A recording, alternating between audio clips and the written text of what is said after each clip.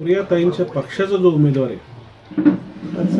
तो नाशकातल्या इतिहासातला महापालिकेतला सगळ्यात मोठा घोटाळा करून बसलेला उमेदवार आहे आणि फक्त पैशाच्या भरोश्यावर निवडणुकीला सामोरं जाणारे हे सगळ्या नाशिक शहराला माहिती आहे आणि त्याच्यामुळे पैशाचा इथं सर्रास वापर ते करतायत। परंतु मतदार आणि जनता ही जागृत आहे। सकाळी त्यांचा कार्यकर्ता जेव्हा पैसे वाटत होता तेव्हा तिथे लोकांनी त्याला पकडलं आणि पकडून काही कार्यकर्त्यांना सांगितलं ते तिथे गेलो, त्यांनी व्हिडिओ शूटिंग काढली आणि व्हिडिओ शूटिंग सकट पोलिसांना त्यांच्या ताब्यात दिले।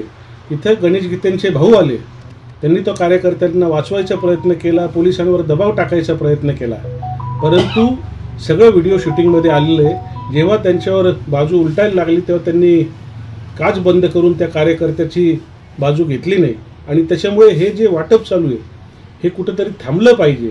हे जे आनागोंदी चालू आहे ते थांबलं पाहिजे। आज सुप्रियाताई ज्येष्ठ नेते आहेत, पवार परिवाराबद्दल आम्हाला आदर आहे, परंतु सुप्रियाताईंना इथली स्थानिक परिस्थिती माहिती नाही।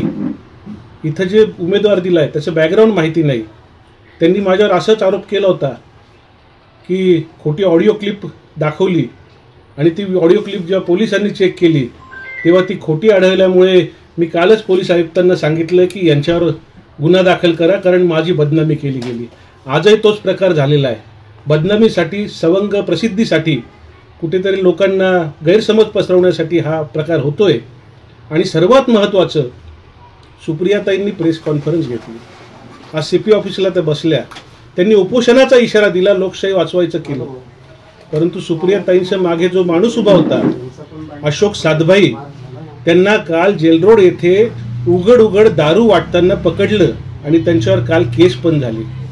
मग मला सांगा, अशा आरोपीला तुम्ही प्रेस कॉन्फरन्समध्ये घेऊन बसता आणि आरोप आमच्यावर करता, हे कुठपत लोकशाहीला धरून नये।